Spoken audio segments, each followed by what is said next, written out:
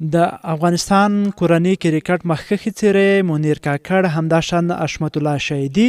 او ورپسې د نورعلي ځدران په اړه پټ حقیقتونه څرګند شول چې دوی ولې له ویسټ انډي سره په سکواډ کې نه دي اخیستل شوي او دوی له رسنیو سره کوم حقیقتونه شریک کړي دي او د کرکټ شنونکي په څه ان دي ټول په همدغه ویډیو کې معلومات درکو. خو ملګرو دغه ویډیو ترپایه سره وګورئ، په هر څه به تاسو هم پوه شئ. او که زموږ ارمان ټي وي یوټیوب چینل تر اوسه کوم ملګري نه وي سبسکرایب کړئ، د هر ډول سپورتي معلوماتو لپاره در سره سبسکرایب کړئ.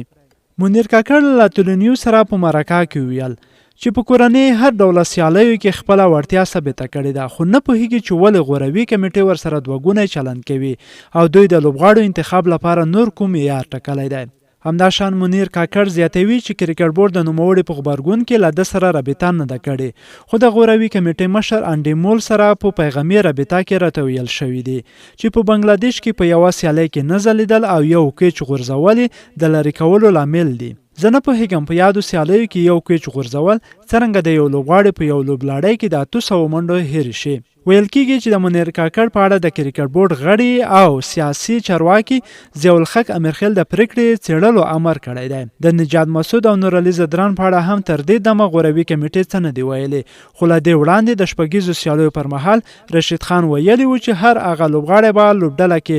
ځای مومي چې په شپږیزه لیګ کې ولوبېږي. نجات مسعود په شپږیزه لیګ کې تر ټولو زیاتې ویکټې اخیستونکی لوبغاړی و، نوموړي په 8 سیالیو کې 11 ویکټې واخیستې. دغه راز نورعلي ځدران چې له تخنیک سره د یاد لیګ تر ټولو زیاتې منډې جوړونکی لوبغاړی و، نوموړي په 7 سیالیو کې